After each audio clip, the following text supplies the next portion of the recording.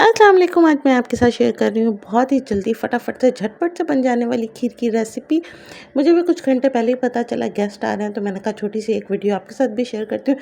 इसके लिए सबसे पहले जो है ना, मैंने एक किलो से थोड़ा सा ज़्यादा दूध है, तो मैंने 2 मुट्ठी जो चावल हैं वो भिगो दिए हैं। बहुत ज़्यादा नहीं भिगोए, बस इसको ये कि पानी में अच्छे से इसको वॉश कर लिया है। उसके बाद मैंने जो है ना दूध को बॉयल करने रख दिया था।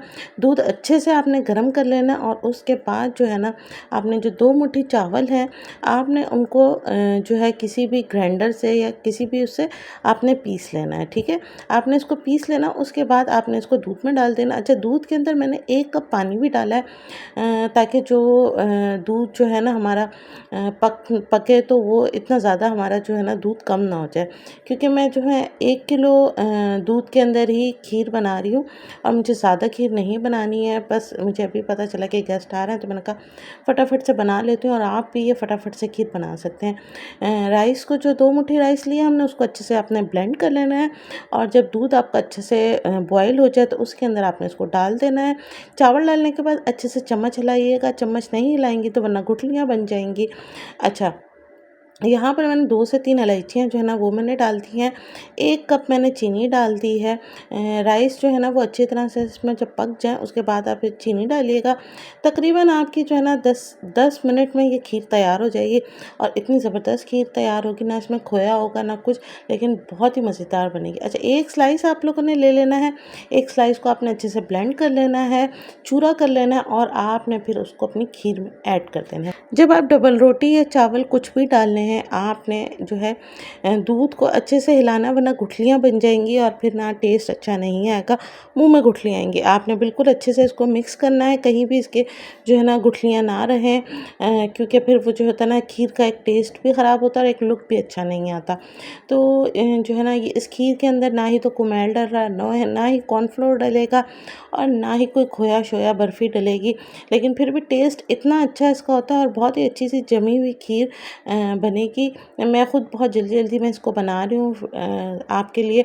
कुछ वीडियो भी मैसी होगी, तो ज़रा अवॉइड कर दीजिएगा। बट ये है कि आप इसी तरीके से बनाएंगे, आधे घंटे में आपकी जो है ना खीर ठंडी भी हो जाएगी, और बहुत अच्छी सी खीर तैयार भी हो जाएगी। बस यह तकरीबन जो है ना हमारा 70% काम कंप्लीट हो चुका है इस खीर का।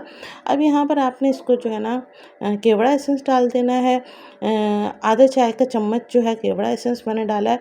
अगर आपके पास केवड़ा एसेंस बहुत स्ट्रॉन्ग है, तो आप जो है ना 1 से 2 ड्रॉप्स डालें, ज़्यादा मत डालिएगा, क्योंकि वो बहुत ज़्यादा हावी हो जाता है, फिर जो है ना टेस्ट अच्छा नहीं आता। अच्छा, केवड़ा एसेंस डालने के बाद अच्छे से चम्मच हिलाइएगा ताकि मिक्स हो जाए।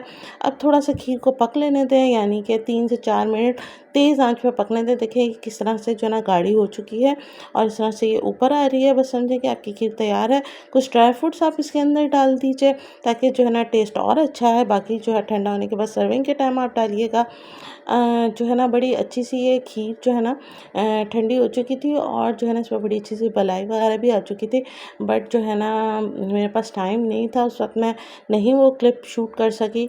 मैं बिल्कुल सर्विंग के टाइम इस वक्त जो है ना वो मैंने आपके लिए एक छोटा सा क्लिप शूट कर लिया। बस ये जो है ना मैं ड्राई फ्रूट इस पर डाल रही हूँ, और मैं सर्व कर रही हूँ। तो आपको पता है ईद के दिनों में काफ़ी ज़्यादा जो है ना काम होते हैं। आई होप आपको रेसिपी पसंद आई। क्या रेसिपी आपने शेयर करनी है, वीडियो को लाइक एंड शेयर करना है। चैनल को सब्सक्राइब नहीं किया तो चैनल सब्सक्राइब। बहुत जल्द नई रेसिपी के साथ होंगे। अल्लाह हाफिज़।